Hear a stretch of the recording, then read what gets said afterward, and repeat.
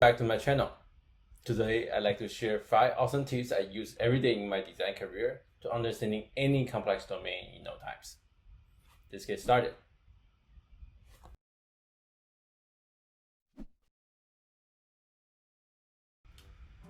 Hey John, I'm working on this UI project for the segmented ranking thing. Can you give me a high level of how this technology works? Sure. You simply just take the neural network model combining with the semantic ranking signals and put it in our p-value algorithm settings. You simply get this algorithm. Pretty simple, right? Can you speak English? So if you are a product person or product designers, the scenario I just play out probably is nothing new, right? Every time we joining a new company, joining a new team, working on new features, there's always some complex domain knowledge we're not familiar with, which we need to understand.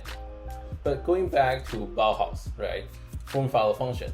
We have to understanding how the function works in order to crafting a complete user experience and UI on top of it in order to build a better product.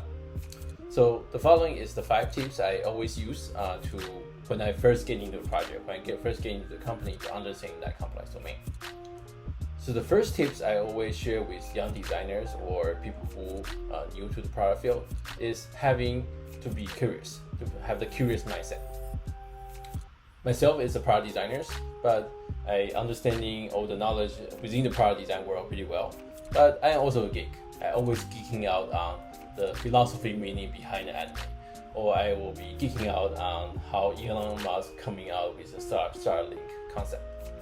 So taking that geeking out behavior and that geeking out passion, apply it to your job, right? People always say the worst thing you can do to a person is ignoring that person. But if you let's take that concept in reverse, the best way to respecting a person and build a relationship is be curious. So that is the things that I always tell myself to be curious and be passionate about the things that other people is passionate about. The second tips I would say is always replay what you heard. So just going back to the example I just gave, the data scientist or the engineer just give me using lots of technical terms to explaining a very abstract concept, and I find it very hard to wrap my opinion around it, right? So I always using this phrase in the conversation is for the sake of my understanding, let me replay what I learned from you in order to make sure my understanding is correct. So when I stepping into any projects or company, of course you'll do your own studies, you maybe have understanding 20 to 30% of the domain. So the way I will do it is I will taking the things that I can understanding from this conversation, I listen carefully. I will take the 30% I understand, and the rest of the 80% I don't understand, I just made it up. I just using my imagination, I just prototyping in conversation. Deliver this 100% back to this data scientist, and they will understanding, okay, Albert, you understanding this 30%, but the rest you make it totally wrong. Let me correct your understanding of that. So after 2 to 3 rounds, after 2 to 3 meetings, you'll be surprised that you were able to understanding enough to operate successfully in this project. Going back to learning, there's always the 80-20 rules of learning, right? For the experts in the field, they mean to spend their whole career to understanding 99% of the knowledge of this domain. But as a new learner, you only need to spend 20% of the time they spend in order to get to 80% of their understanding.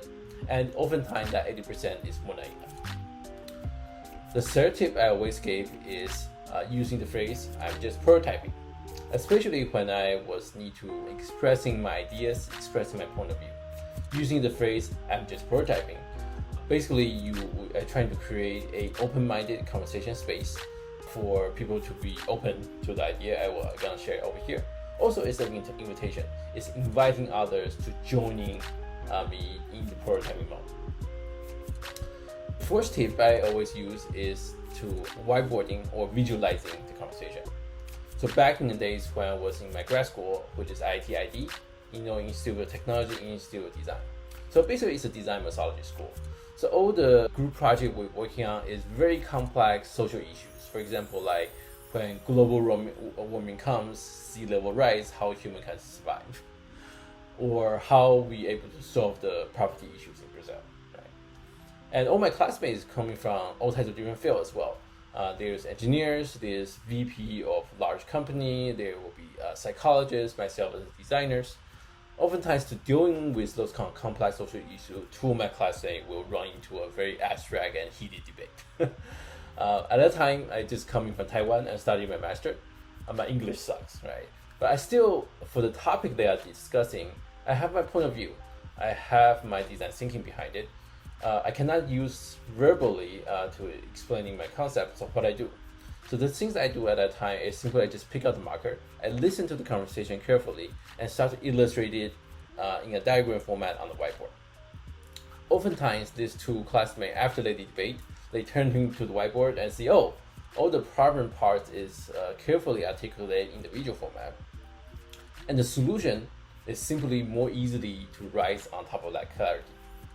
So design, we always say one of the superpower designer have is visualization. So it's not only using your visualization superpower when you are designing design software, when you design screens, also using those visualization power in conversations, and you'll be surprised like how efficient you can make a conversation goes. The last tips I will share is build a concept card. So I learned these tips from Steve Johnson. He's currently the VP of design at Netflix. Used to be my boss at LinkedIn. The first thing he did after joining LinkedIn is he designed a concept design of what LinkedIn might look like 5 to 10 years time. That is exactly the things I do for every new company I join. Since then, in the first month of joining, I was using my spare time and designing a concept design. If we kind of like scratch the whole application and just build it from scratch today, what that application might look like. So the whole point of this concept design is actually not a final design. It's not for something for you to build. Just like car manufacturer, when they are designing the concept car, oftentimes they use it as a proxy to understanding the market. So that is exactly the things I do. I prototype this markup and I will share it to PM. I will share it to engineers. I will share it with customer success people. I will share it with salespeople. And this is a perfect way to start a conversation, valid and invalid my hypothesis. The engineer may say, oh, Albert, I love this part of your design so much because it fully utilized the potential of this part of technology. Or the customer success people may say, oh, this is design didn't make any sense because our user didn't think this way. So using this back and forth, I'm able to extending a complex domain works by using my concept design as a way to express my point of view. So this is the 5 tips I always use to understanding any complex domain. Number 1, to be curious, to replay the conversation you heard, using the phrase, I'm just prototyping. You want to visualize and whiteboarding in conversation, and finally build a concept card. So if you find these 5 tips helpful, please consider subscribing and turn on the notification so next time when I was posting this kind of video, you will not miss it. So thank you so much for watching and see you in the next video.